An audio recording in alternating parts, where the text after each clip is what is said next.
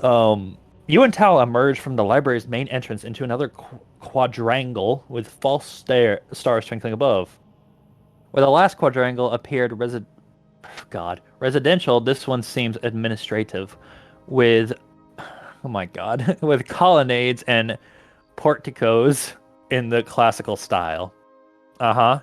Paints a good picture, huh, Kai? I know exactly where we are. The tall Yes. wooden buildings were shaped by vivomancy and painted to resemble marble. Fancy in taste, cheap in budget. You've heard the university in the capital is the same way. So why don't you just call all the divinations you want? I'll ask. It's just mentally exhausting. You say. Casting one leaves you unable to concentrate on the next. You need time to recover. And then, of course, there's the fact that it tends to give someone else information about you in return. I suppose there are plenty of things I'd rather not know, Tal says. You flinch a little at that. In fact, there's one secret that you've always kept from Tal, but would make you afraid of ever casting a divination on her, lest she learn the secret from you. What is it? Oh, did I make her. Did I have a hand in her losing her eye, her father, or the mayor? The snitch? Uh, I feel like the eye is something that I can live with personally. It's a permanent scar, but I feel like a father is The other two seem emotionally pretty bad. emotionally traumatizing.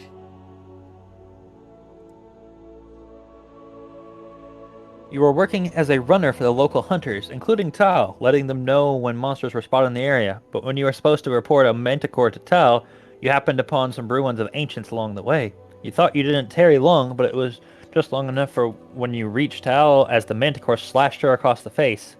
Facing two of you, the beast then flew off. Tao has worn an eye patch ever since then. It taught you a lasting lesson in caution. But by knowing Tao so long, you have also learned her own secret. Because you have caught her peeking with the eye that shouldn't be there, she doesn't know. Wait. She doesn't know. I'm going to say this. She doesn't let you know. She didn't. Oh, she doesn't know you know. God, that was confusing sentence structure. She doesn't know you know. She didn't. She didn't see you saw. Oh my God. What the fuck? She doesn't know you know. She didn't see you saw, but you don't think you imagined it. There's no way Tal's injury could have healed if she were a normal human, but Tal is not a normal human. She is a shapeshifter. A race reviled ever since the Great War with the neighbors, when they were engineered by the neighbors to be assassins. That must be how she regenerated her eye.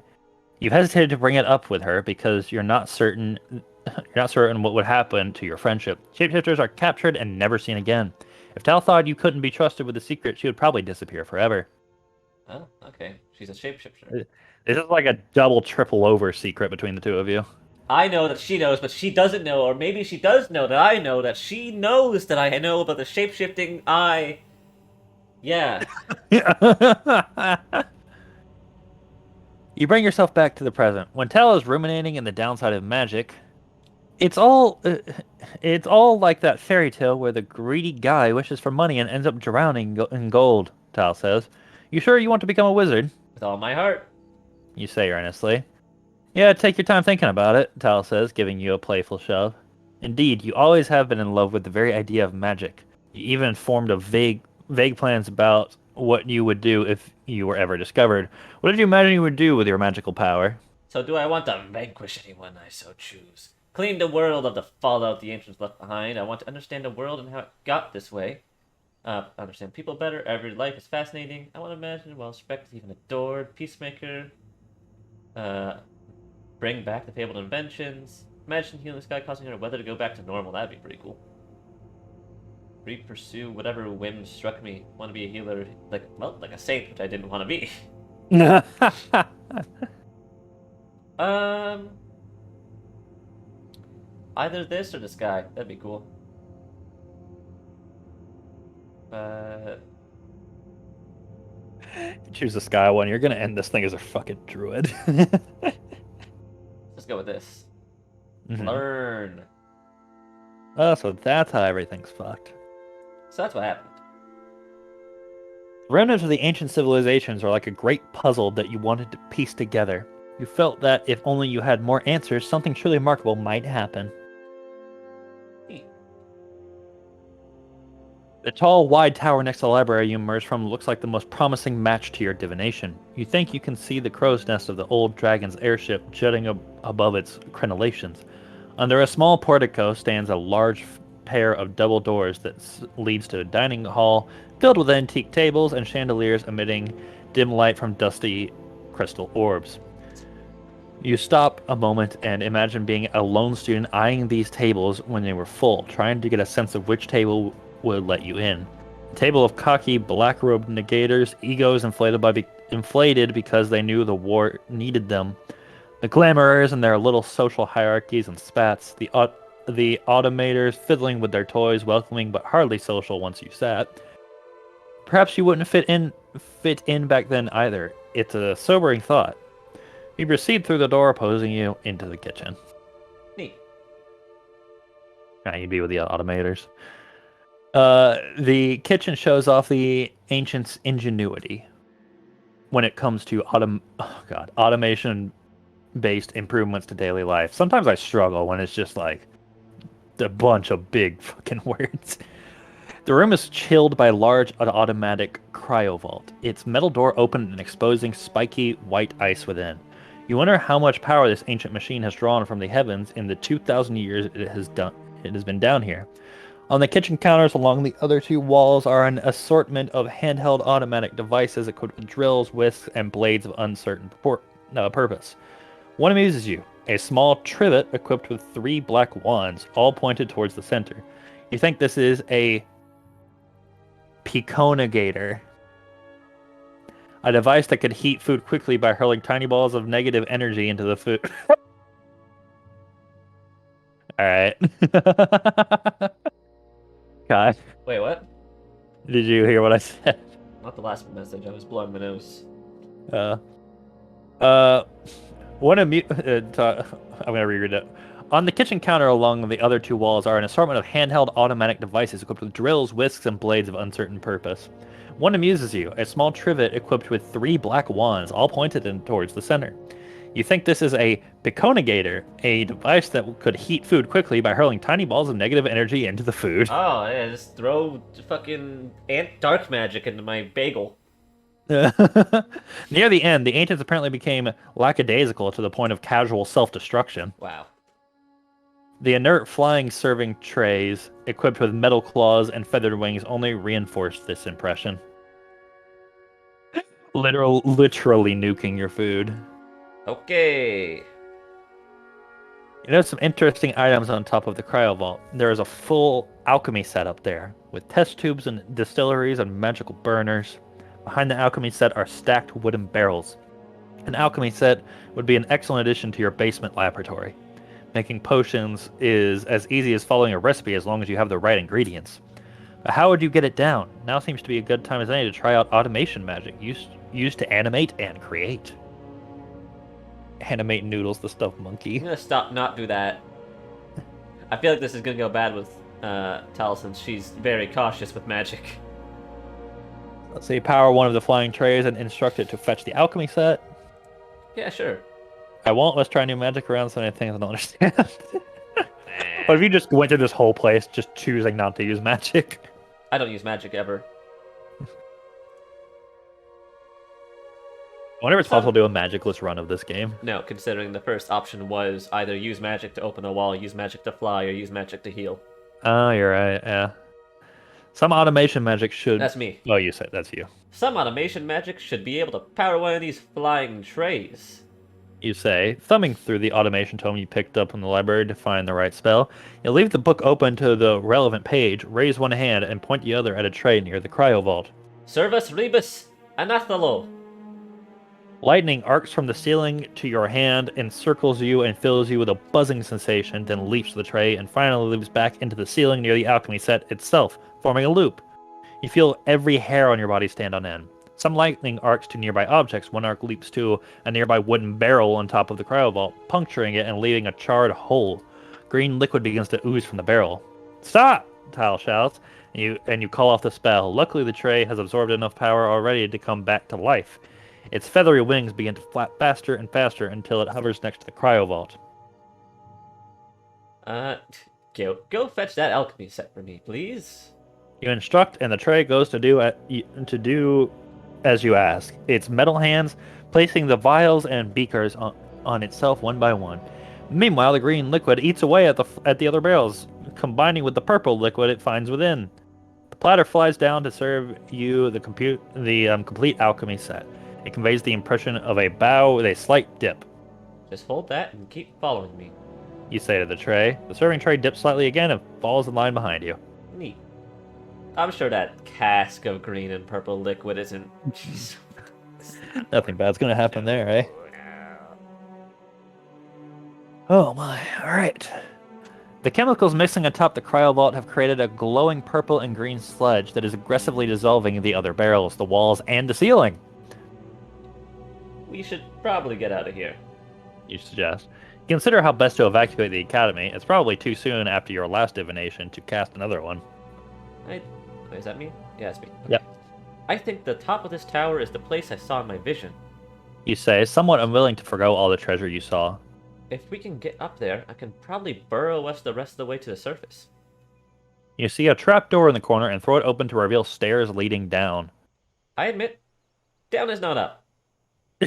Yeah, you say. But this probably connects a lot of different places. Let's try it. Gamely follows you into the service tunnels. Your new serving tray flutters along behind you, too. Is it going to be real lame if you get out with a serving tray instead of a dragon? Yeah. Yeah. Dust-dimmed magical orbs on the ceiling glow to illuminate the grimy service tunnels. 2,000-year-old graffiti has been burned into the wood of the tunnels with negation magic. God, they were using freaking mustard gas essentially to do graffiti. Jesus Christ! Did everyone use negation magic for everything? Maybe that's why the ancients aren't around anymore, and why there's a bunch of negation clouds just wandering the countryside, as Tal said. Initials of long-dead students, declarations of relationships, identities of cheaters, unkind words for bad professors. You wonder what the Vandals would think if they knew the graffiti would be their only lasting legacy. They'd probably be pretty excited to have a legacy at all. You see, you said the neighbors pulled academies like this underground so they could be looted later, Tal says. So why didn't they loot this one? I guess the negative C must have appeared between us first. You say. It stopped the Great War cold. So there's literally a giant fucking nuclear cloud that just separated the two sides during a magical war. Like, yeah, and everyone's like, I guess the war's over. Alright. But then what about the neighbor spies the queen is said to sometimes find, Tal says. Why didn't they dig this up? I guess if there are spies, there can't be that many of them. You say. You can't trust all those stories. Neighbors kidnapping babies for no reason, neighbors shapeshifters taking a place of the royal family. I think they're just that, stories. Because if the neighbors really could cross the negative sea, we'd already be conquered. They probably never had to give up magic in the first place. You soon come to a control station manned by an ancient stone golem. The stone golem is a giant, blocky statue, perhaps 2 feet taller than you, and it wears the livery of the Academy, a tabard emblazoned with the symbol of a book surrounded by a tree, an eye, a black sun, a gear, and a crown. The golem stares at the complex array of dials, switches, levers, and meters, and just when you think it has fallen completely inert, it reaches out, pokes a button, and returns to its stiff 2,000-year vigil, just slowly. Boop. I'm done. There is a map on the wall next to the golem, but you're not yet at a good angle to read it. You stop Tal from going any further and sneak closer, confident that your practice at sneaking around will serve you well now. Indeed, the golem seems to be paying no attention to you. Hey, that losing some bone mass really helped this time. I guess so. So keep sneaking, blast him, try and have to go. I feel like this isn't gonna work on a golem. Mm-hmm. Oh, I think automation magic would be more of a thing to control a golem, wouldn't it? It would be. It seems to be difficult, though. I'm thinking, sneaking or automation. And you're good. Well. What's your stats say? How are your stats looking? I see. Well, automation's up there with the others. You're just really not a negation guy. Is really all this I'm not says. a fighter. I'm hoping to get that dragon so I can have the dragon be the fighter for me. You got subtle. Your best skill is subtlety. And my best magic is also on automation with the other two. Yeah. Let's go for automation. Let's have fun with it. All right, you gonna give it a shot? Give it a shot. Well, I see what happened Ah, already. that's... Oh my god.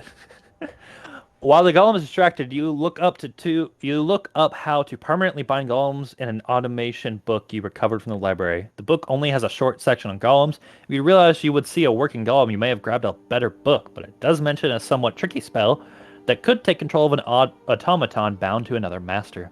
Raising one hand, you point the other to the golem and say, Petra spiritum. Mial gara liger acipisi. Peasy, I don't know why that one's funny. Lightning strikes your raised hand with a thunderclap, and the shock nearly causes you to jerk back, but you are braced for it and you stand firm. Electricity arcs from your other hand to the golem and from the golem to the ceiling. All your hair stands on end as the electricity courses along your skin. The golem, crackling with electricity itself, slowly turns to you. Honestly, it feels like automation magic comes from like the sky or something. It's just Yeah, lightning. so what's the downside to automation magic again? Other than Don't know. lightning We arcing everywhere? we haven't learned it. I don't know. That's bad. That this is the Vis- one that it didn't tell us what the downside was? yeah. Uh, Visatori intrusi Dominix. It stutters. You obey me now. You say, still crackling with power, not cackling. Trying out the ancient dialect. You say, Oh, au, vos dominix, vu imperatis, nelit, nelit. Gollum obediently kneels. Sit there, Dominix. Kai, you know what you've done right now? I have an army, a No. flying tray, and a golem. You've made a robot. Fuck!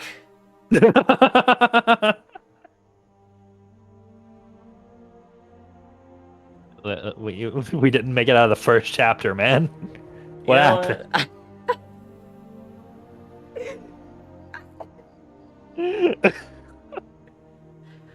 I was so fucking bad at this. All right, here we go. All right, Hopefully well, this one doesn't gain I'm sentience. going divination and automation. That's my plan. Oh man. All right, you're up. Okay. What? Oh, Wait, no, you're not. No, you're not. You relinquish the power of the lightning. Wow, Tal says, stunned at your power. Just wow. now, You say, pleased to have a new golem servant. let's take a look at this map. According to the map, there are 3 large rooms in this tower that stretch nearly to the top. The laboratory, the auditorium, and the arena. From your knowledge of ancient history, you can surmise a little about each one. I don't think The it takes ancient history to know what a laboratory, an auditorium, and an arena are for. Arena could just be ancient speak for bathroom. Maybe. The laboratory is marked with 3 symbols: a tree for vivimancy, a dark sun for negation, and a gear for automation. The magical laboratories of the ancients typically specialized in one school of magic, but this one apparently combined 3. The auditorium would have been a place for school plays, with the actors glamour enhanced to make the performance more exciting. Imagine literally shortening your life and giving yourself like sickness in order to be better at a school play. To be famous. People would do it, actually. Um, the arena would have been placed for, I'm sorry, what? Harpiabala or Harpy Ball. The ancients had a conflicted attitude about the place of violence in sport, which they resolved by having monsters play for them, merely manipulated by magicians on the sidelines. Perhaps, Well, if you want, this is Pokemon. Perhaps if you want there, you went there, you would find something left behind by those sideline magicians. But you'll almost certainly find Arby's too. I mean, Pokemon's not that violent, except for the Pokemon. Yeah. You look at Tal. What do you think? Tal shakes her head. It's your call. You and the Golem know much more about the ancients than I do.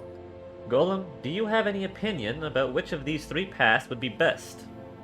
You ask your new servant. The Golem stabs a finger at the laboratory. Lemur malum, it says. No. Then the auditorium. Legion Arachnis.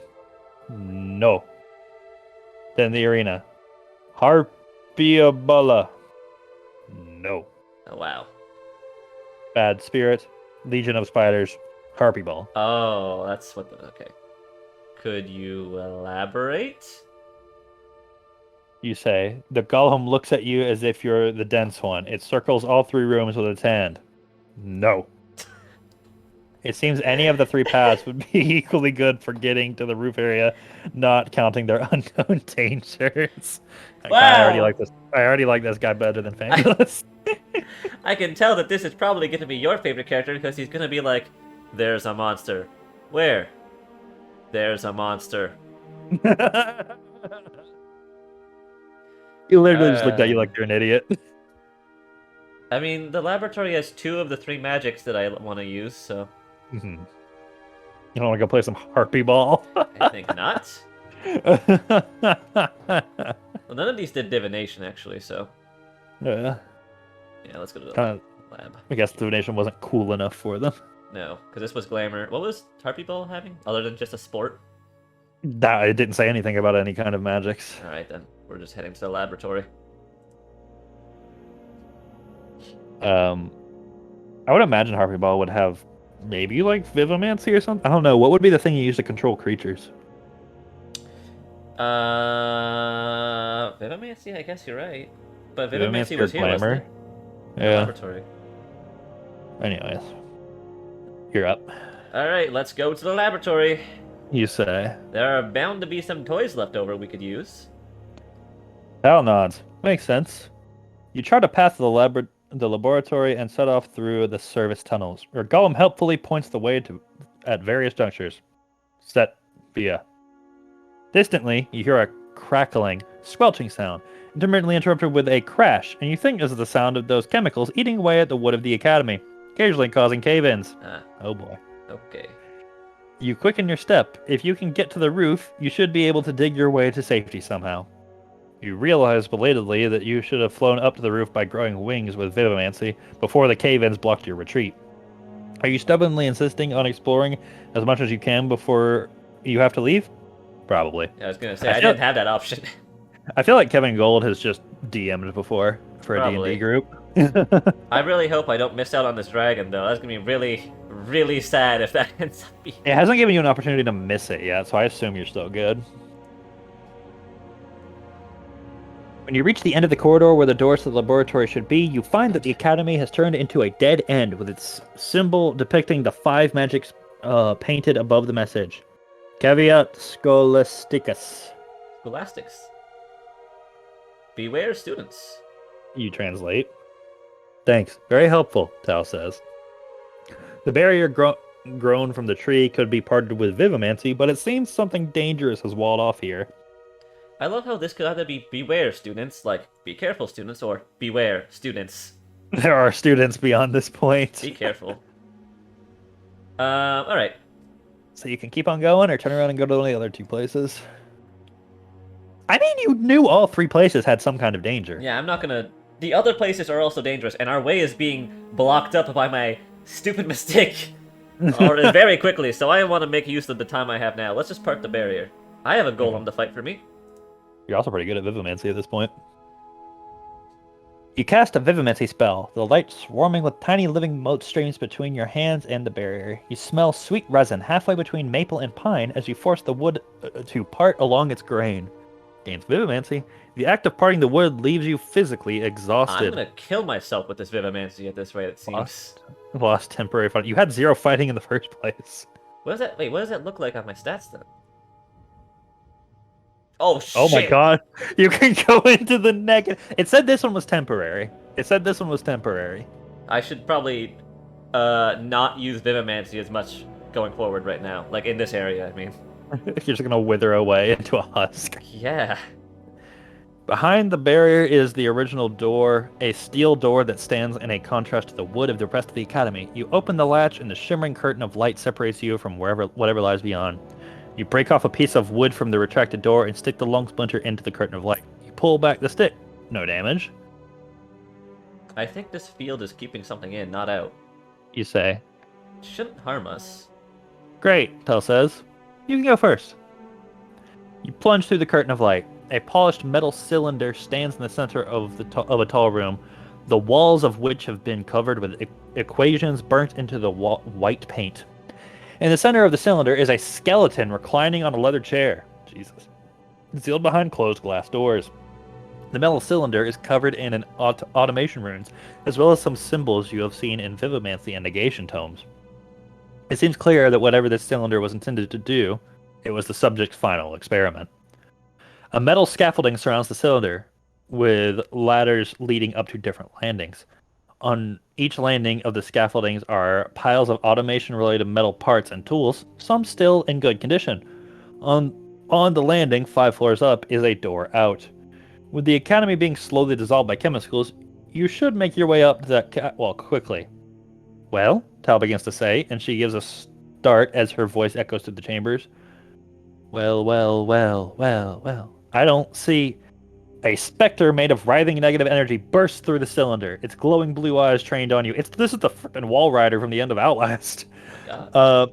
The roiling darkness coalesces into a skull around the blue eyes, and its jaw opens to emit an excited screech that reverberates through the chamber, causing Tal to put a finger to one ear.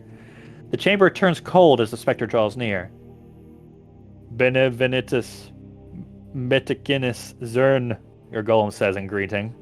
But the specter ignores it. It points a finger of roiling darkness at you. Liberis Mao, it says. Liberis Mao Altau Mangevo Numa. Free me, or I eat your soul. Alright. Do I either glamour this shit up, quickly cast a spell to dissipate negative energy, negate the light curtain on the door, destroy the physical skeleton with negation magic? Do I sprout wings and carry Tal to the exit, which I don't think I'm strong enough at this point? Cast divination to find out more about the specter. Well, to be fair, it hasn't been taking away your strength. Specifically, your fighting status, what it's been taking away. I actually might do this. Yeah. I mean, it doesn't really matter if the specter learns anything about you. I don't think it really matters. Truly, I don't, yeah. Alright. Putting one hand on your forehead and stretching the other towards the specter, you create a magical bridge between its mind and yours. Mysteria nomai, apocalypto historia. You have a vision of scholarly-looking man in wizard's robes working tirelessly with his more threadbare apprentices to create the cylinder you see in the center of the room. The walls are not yet covered in equations. The room is tidy. You see the man sits down in the chair in the center of the cylinder. You see the glass doors close around him, and you see the whole cylinder crackle with energy, alternately white and black. After a particularly intense cycle of this, only a skeleton remains in the chair, but the specter of negative energy comes forth. The apprentices applaud. What you see next, you're not sure you entirely understand. A man dressed in white comes to visit the specter. They discuss equations and esoteric diagrams, seem to part on good terms. But then the visitor returns with a small contingent of wizards similarly dressed in white. He points an accusing finger at the original specter, and the wizards retreat to create the shields of light that sealed the specter within the laboratory. Not long after, the academy rumbles, and the neighbor's spell pulls the whole academy underground. The end of the vision shows the specter doing math on the walls to pass the time. Good lord. You blink. For some reason, you itch and burn all over as if you walked into a negative energy cloud yourself. Gain divination. When the visions fade, the spirit gives you an expectant look as if it knew what you were doing and wanted you to see. Liberis mal. It repeats. Plaisir. Okay, well, that didn't really open my options, huh? But I do know you learned stuff about it. It is an actual dude. Yeah, it's just a guy, and it definitely. I'm thinking either I try and destroy the skeleton, or I just destroy the light curtain that's actually keeping it here. Just release it unto the world. Weighing my options right now. How much do I give a shit?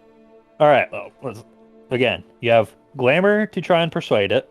You have, you can try and cast a spell to dissipate the negative energy. I assume that still uses your negation stat, which is nothing.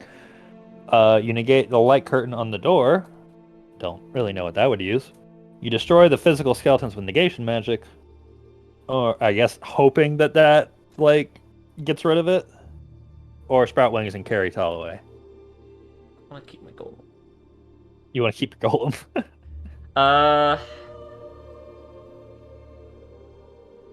Fuck. So it's free it or try and destroy the skeleton and hope that makes it go away. I'm confident that it would. It's just whether or not I'm able to. You'll be able to do it. Yeah. Because I obviously have no points in negation. We're still in the first chapter though. Like, I don't know. Let's try it. All right. You draw on the negative energy at the heart of the earth, allowing the darkness to coil up your arm. The specter looks momentarily puzzled for some reason. Good. Nihilo! You shout and hurl a large ball of negative energy at the exoskeleton in the corner of the room, or at the skeleton in the corner of the room. It explodes. The skeleton is destroyed in the dark fireball as much of the scaffolding around the metal cylinders that contains it. The metal scaffolding sags and folds over the destroyed area, finally collapsing and leaving no way to get to the exit above. The specter remains unfazed by the destruction of its skeleton, and just as you think you can't be more foolish, the specter approaches the dark cloud of negative energy left behind and begins to suck the energy into itself. You think it's getting slightly bigger. A second thought. Yeah. You say, pulling Tal back to the other side, like, ah! Kai, I'm not gonna lie, I don't think that could have gone worse. In one swoop, you cut off the way forward and made it stronger. I should have just freed it. This is what you get for trying to use destruction magic. Huh? I should have just committed. Here I am, Smooth. a loser. Smooth, Tal says. Your golem also gives you a look that says, smooth. Well, now I know. You say in your defense. Which way will you try instead? Harpy ball time, let's go. Go for fucking harpy ball. Fuck it. I love how, like, this ancient spirit of a wizard has just been chilling. Like, he's just stuck in that room. And all you've done is give him a snack that was his own body. You proceed to the arena. The arena is tall, cylindrical room with tiered seating all the way up all sides. Tiered seating. There's enough space in the center for 30 people to stretch their hands across the diameter. That's a weird way to measure that. By how many handholds you can do. You look up to where you're trying to go and see that the alcove that once served as the offensive team's goal is currently inhabited by 11 harpies. Wow.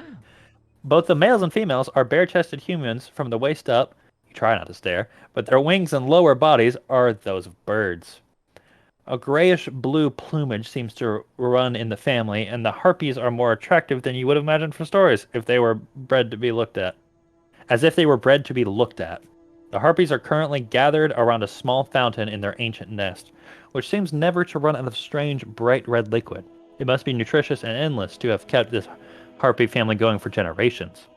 The expressions on the harpies' faces are vacant, and as one drinks its fill, it lets out a bird-like cry in satisfaction. Apparently their human heads don't come with human brains. Between you and that nest are some of the hazards that would have faced an ancient harpy ball team. Assorted spherical metal traps floating in the defensive side, ready to sprout spikes or fling nets or what have you. The challenge of simply going up there, though that's harder for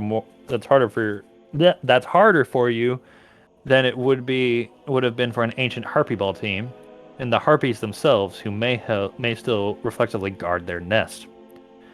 At least the 2 boxes for their support magicians are empty. Unlike a harpy ball team, you won't have spells flung at you. You wonder whether anyone left any magical items behind in those boxes. You decide to search them on the way up if you can. In your immediate vicinity, you're also surrounded by twigs suggestive of a nest, but there are no harpies in this one. A red line painted on the wall 10 feet up presumably marks the old starting line for the offensive team.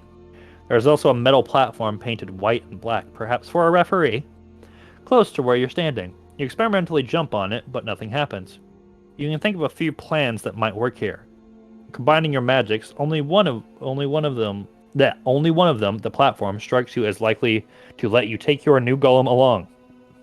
But maybe he could catch up later? Harpiabala, your golem says, shaking its head. Ludus Mal. Uh, Yeah, this is the most judgy golem ever. sure is. Poison nails. Oh, we got Flap with Vivimancy wings. This one Glamour actually. the Harpy's carries. Using divination magic to learn how to repair the platform and then fix it. The two things that you've been trying to use. Yeah, sounds like I'm doing it. Let's go. You figuring the Harpies may have some vivomantical engineered respect for the referee, you decide you will masquerade as such by using the ref's platform. Inspecting the... That was exactly your thought, wasn't it, Kai? Aha! Yes. Inspecting the underside of the platform, you see a schematic of the arena etched into it.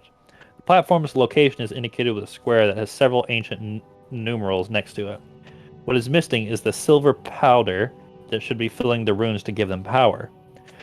You cast a divination to find the silver powder. Putting 2 fingers to your temples, you allow your mind to expand and say... Argentamin venit reti asimenia. What if I make you say stuff like this every time you want to cast a spell in a campaign, too? That'd be actually kind of cool. That, like, not gonna lie. Yeah.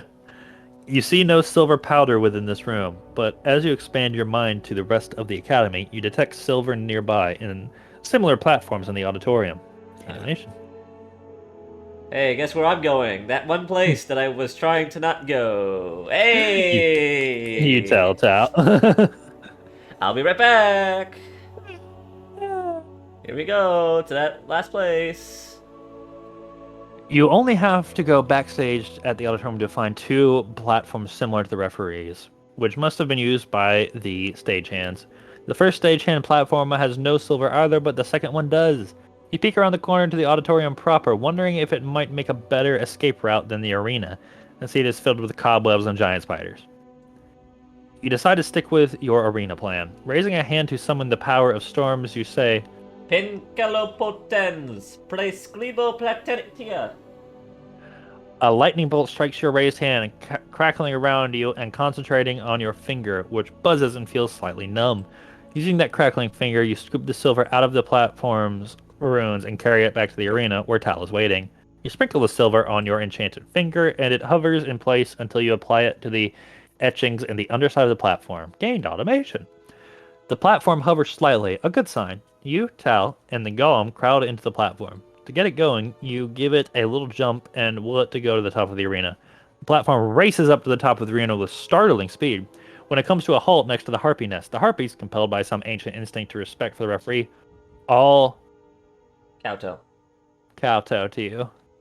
The 3 of you quickly step off the platform and onto the alcove. In the nest, you find a crystal ball about a foot in diameter. Assuming the referee is allowed to take the ball, you experimentally try grabbing the crystal ball. The harpies seem disappointed, but do not move to defend it. The crystal ball should help you greatly with divination magic. Done with this place, you proceed out... Because of Discord. No, I didn't. The mic definitely Done hurt. with... Done with this place, you proceed out of the back door of the loft with the harpy's nest.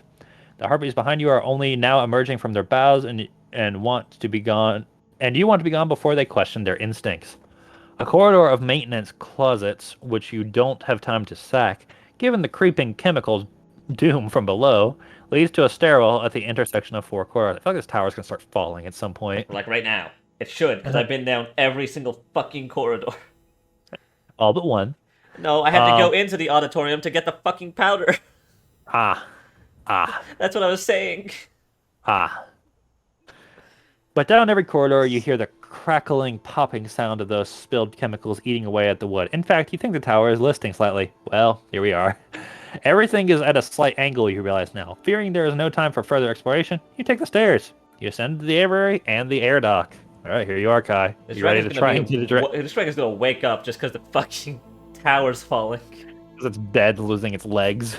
Yeah. You emerge onto the roof at the large tower you have been exploring. where you see a giant green dragon curled around an ancient airship about 100 feet away. It's the dragon you saw in your visions, but now it's awake, perhaps disturbed by the touch of your divination Or magic. by a touch of the tower. Who knows? Who knows? The gigantic creature uncurls itself from the airship, leaps, lands on the tower's roof with a boom, and slinks towards you. Oh crap. Tal takes a step back from the dragon. Even from here, the dragon's breath smells foul, like rotten eggs. You suppose it's the sulfur in its guts that creates a fiery breath. There are 5 other ancient airships scattered around the roof of this giant tower, but the rotting hulks seem unlikely to fly again. You recall that the crow's nest of the central airship contains valuable dragon eggs if you can get up there.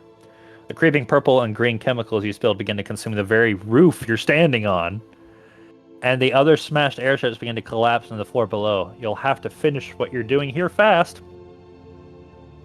Directus Megafort, your golem says, holding up a hand in warning. No bella conflict. The tower groans and lists to the side. You've made it a bit unhappy. You can blast a dragon with negation magic, because, last time you used negation magic went well. So well. It's so fucking well.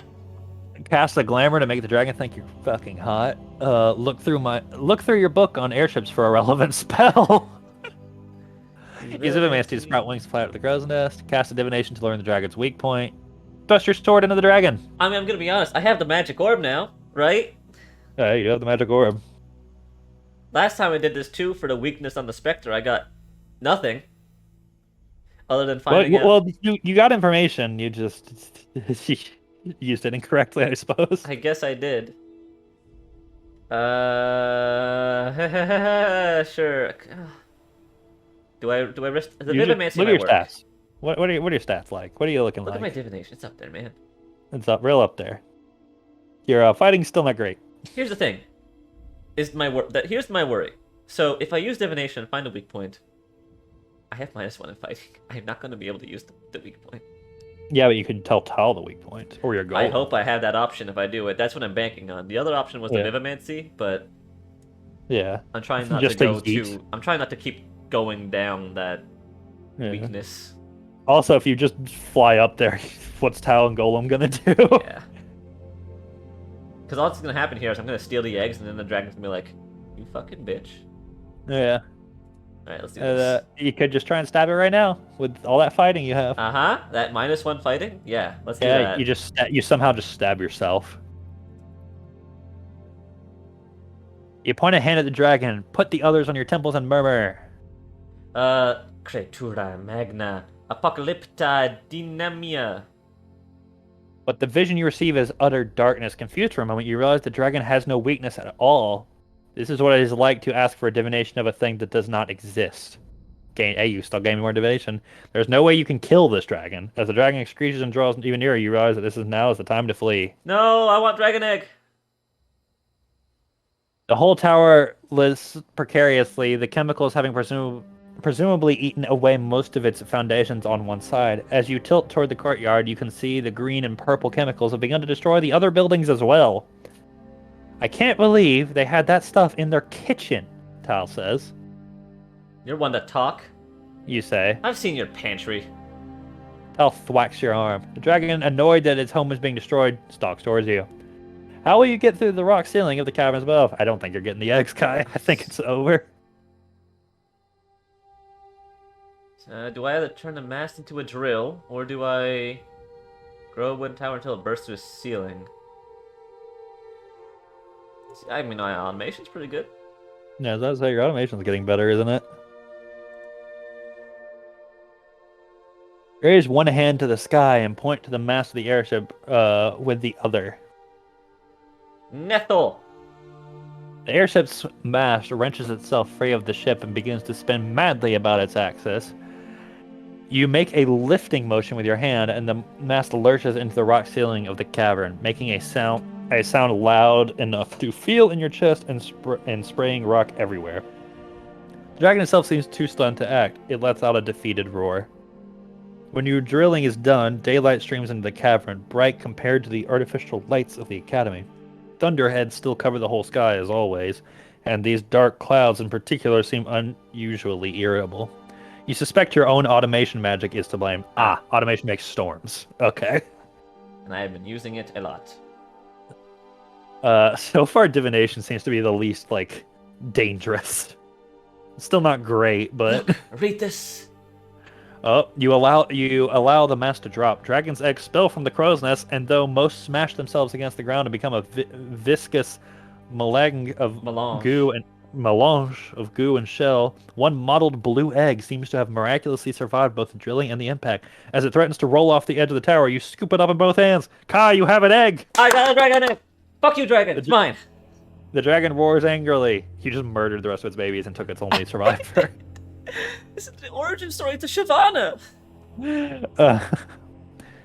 Alright, you're still up. Alright. Aviana aeroba, volanta pluma. Your spell of Vivimancy causes wings to grow from your back. For whatever reason, this time you grow some brightly colored feathers in your hair. Oh, nice. Nice. Interesting. You somewhat like them, and would be loath to pluck them out. Gain charisma, lost subtlety. I'm gonna be swapping with those two a lot, aren't I? Yeah. Hop on! You say it, Tal. This is crazy. Tal says instructions, things, and now I'm just hopping on for a ride. No biggie. You turn to the golem. Wait, I'm afraid I can't carry you. There we are, Kai. We're already reached the end of the robot story. Oh, not the golem! No! The golem shrugs. Ola Kala. Then it leaps away from the collapsing tower with an astonishing bound, landing on stable ground 150 feet away. Okay, never mind. It turns to you expectantly, awaiting further instructions. Okay then. Meet me in You say. Acroton. You think the town's name hasn't changed in 2,000 years. The golem bows. Certere Dominix. And with that, you fly out of into the sky, egg to your chest. The ever-present thunder clouds above you look angry, as if you've been repeatedly provoking them. Uh-huh. Electricity flashes above you ominously. It's a good thing town isn't far. You look down and see your serving tray companion stalwartly flying after you. You have so many companions. I have an egg, a golem, and then a fucking serving tray.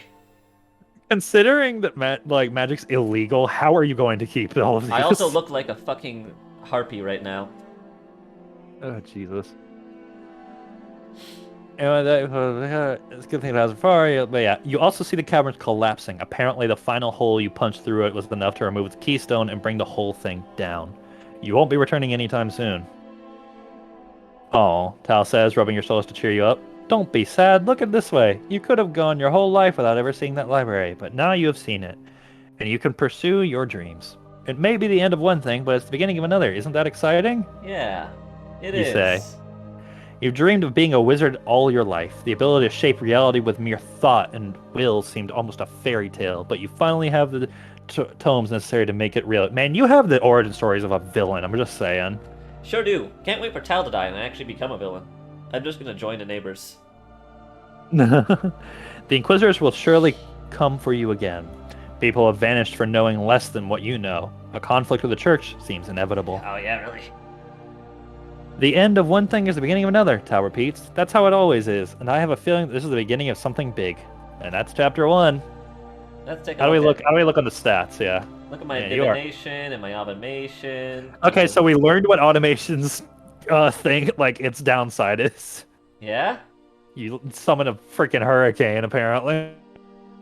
I'll just keep it limited to my automation. So far, the golem was a good investment. I'm gonna be honest. He's fun. The golem's great. Vivimancy Also- was... I don't know about that. I don't know if I like this too much. Yeah. Okay. Yeah, your fighting came back to 0. Sure Is that temporary I'm thing? a little bit more cautious. Pretty even on this, but I'm empathetic. Empathy and calculation are opposites, apparently. Tal is good. Church is apparently still fine. They don't know you by name yet, I guess. I have a sword, my glamorous shirt, alchemy set, which I got on the tray, my flying serving tray, my crystal ball, my golem egg, or my golem and my dragon egg. I'm gonna be real. You came out of that first place with a lot of loot. That is a lot. It's pretty good. That's very good. I never wore the glamorous shirt, but I took it with But me. you did. Yeah, I feel like negation and glamour scared you the most. It sure did. Yeah. And then all these are, yeah. Yeah, so Kai, as you understand it, what are the repercussions of all of the magic schools? All right, let's look at it. So negation, black evil storm clouds that kill. So you Automation, seem to melt things. I mess with, or I create things, but summon really bad weather, so I'm gonna limit that. I can't tell if it's based on the level of automation or just the frequency. Yeah, Glamour probably is both. losing your like years of your life. Yeah, you just stick in yourself. I don't want to do that. Divination is just you learn something and they learn something, and I'm fine with that. I'm good with Yeah, this. that's the least destructive one so far. And Vivimancy is you do exhaust yourself. You can manipulate life, but it always comes from somewhere.